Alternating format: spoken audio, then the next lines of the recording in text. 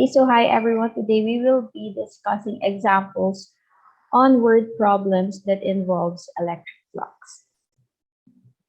For the first problem, we have here a disk of radius 0.10 meters is oriented with its normal unit vector n hat at 30 degrees to a uniform electric field E of magnitude 2.0 times 10 raised to 3 newtons per coulomb.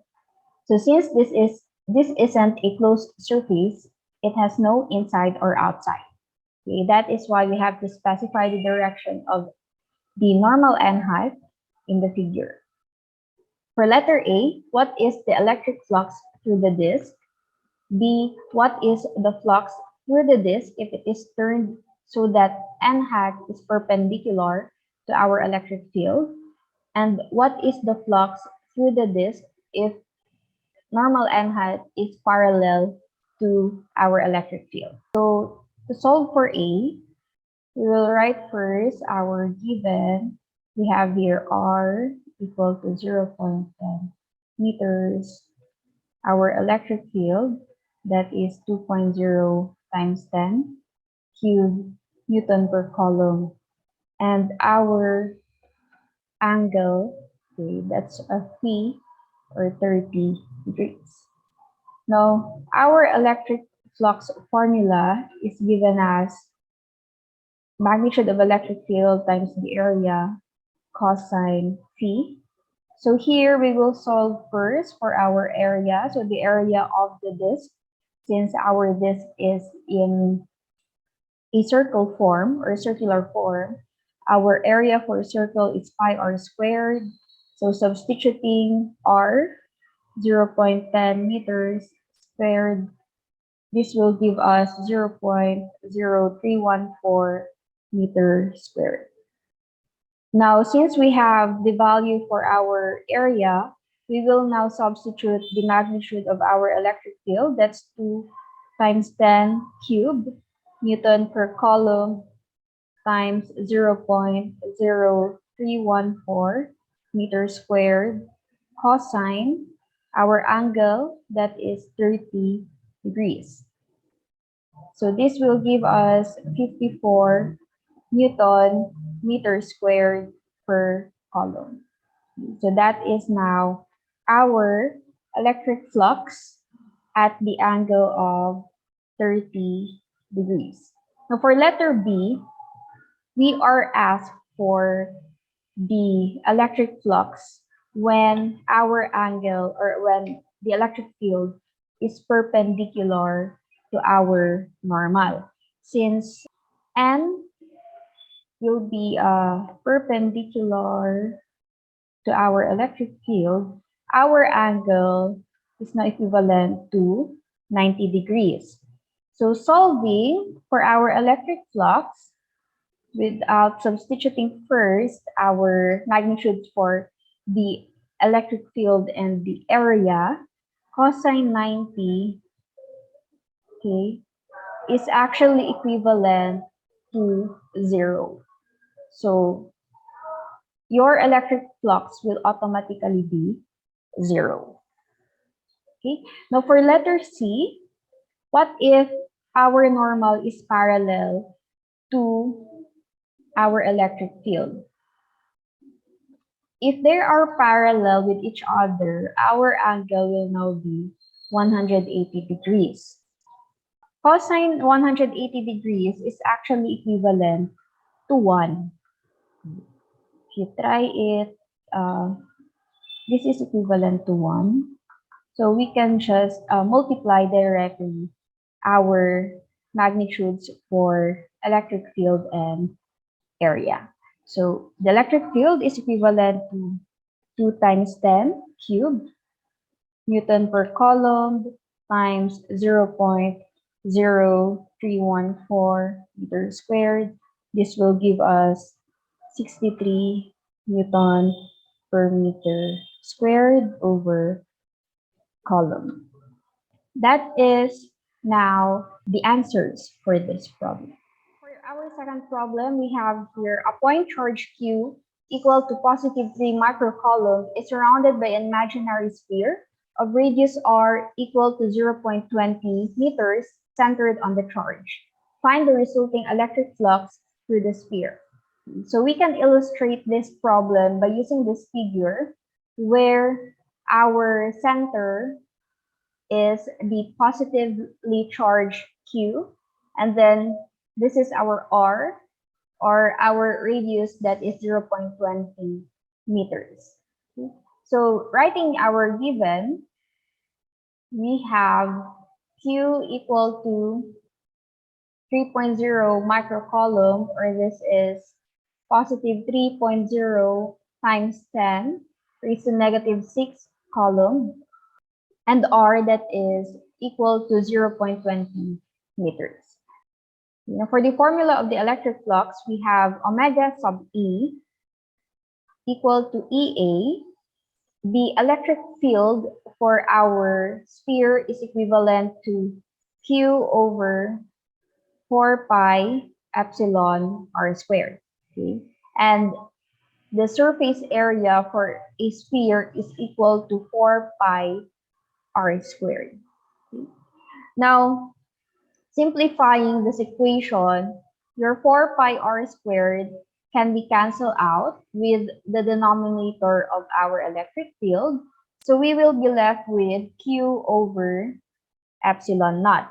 Now, substituting this in order for us to solve for the electric flux, substituting the given for Q, we have positive 3.0 times 10 raised to negative 6 coulomb divided by the value for our epsilon naught is 8.85 times 10 negative 12 c squared over Newton meter squared.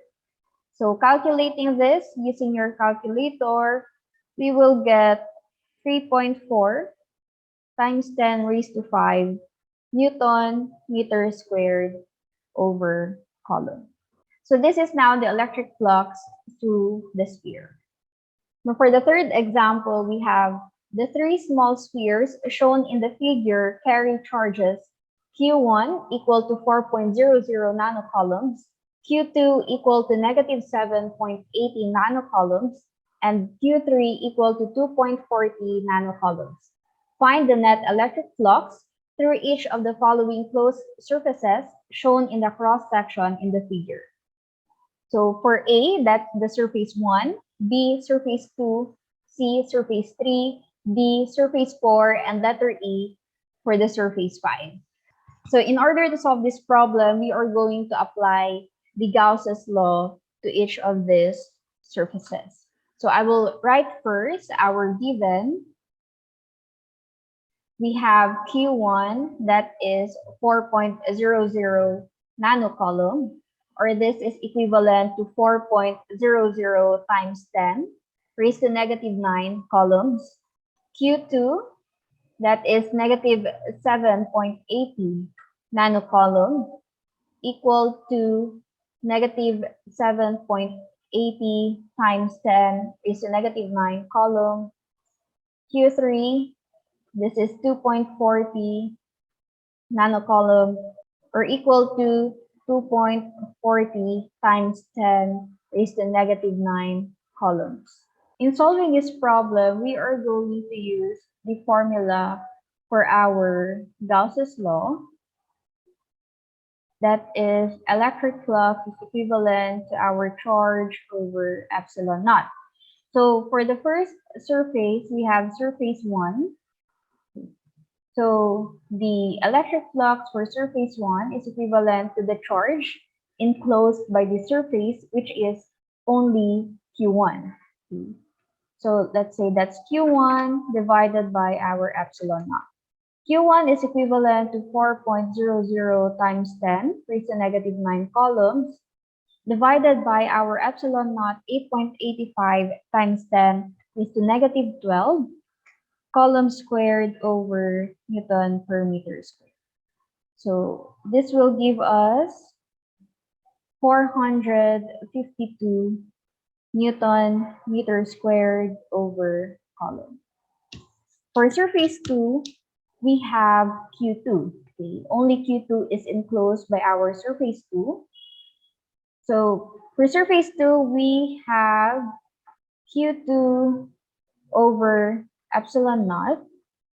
Q2 is equivalent to negative 7.80 times 10 raised to negative 9 coulomb divided by 8.85 times 10 raised to negative 12 C squared over nm squared. This will give us negative 881 Newton meter squared per coulomb. Now for surface 3, we have two charges enclosed with surface 3, this green one. So inside green line, we have Q1 and Q2. Our electric flux will be now Q1 plus Q2 divided by our epsilon. Q1 is a 4.00 times 10 is a negative 9 plus Q2 that is negative 7.80 times 10 negative 9 columns divided by our epsilon naught that is 8.85 times 10 is to negative 12 C squared over nm squared. So calculating this, you will obtain the electric flux for the surface 3 that is negative 429 Newton meter squared over coulomb. Now for the surface 4, we have Q1 and Q3. Okay, that is enclosed by this purple line. For the electric flux of surface 4, we have Q1 plus Q3 divided by epsilon naught. Substituting Q1, that's 4.00 times 10 raised to negative 9 coulomb plus Q3, that is 2.40 times 10 raised to negative 9 coulomb divided by 8.85 times 10 raised to negative 12 C squared over nm squared. So this will give us 723 Newton meter squared over C. Now for surface 5, we have the charges enclosed by the yellow line. So we have Q1, Q2, and Q3. So the electric flux will now be Q1 plus Q2 plus Q3 divided by epsilon naught. So substituting the values for Q1, that's 4 times 10 raised to negative 9 plus Q2, 7.80 times 10 raised to negative 9 plus Q3, that's 2.40 times 10 raised to negative 9 coulomb divided by E, that is, or epsilon naught, that is 8.85 times 10 raised to negative 12 C squared over nm squared. So this will give us negative 158 Newton meter squared over coulomb. So that is how we solve this problem using our Gauss's law. So that would be all for our examples. If you have questions, clarifications, and suggestions, please feel free to approach me through my Facebook Messenger. Thank you and God bless.